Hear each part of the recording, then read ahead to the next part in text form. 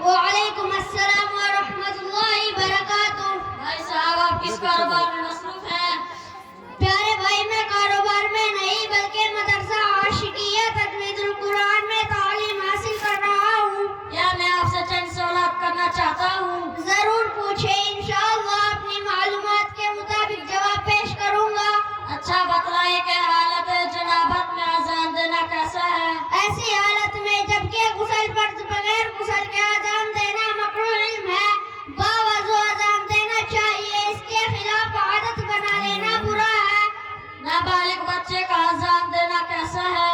نابالغ نہ سمجھدار بچے کا اذان دینا مکروہ ہے، البتہ اگر بچہ سمجھدار ہے تو درست ہے۔ اچھا ابھی بتلائیں کہ بغیر وضو قرآن کو چھونا اور آنکھ پلٹنا کیسا ہے؟ بغیر وضو قرآن کو چھونا اور آنکھ پلٹنا جائز نہیں ہے۔ بس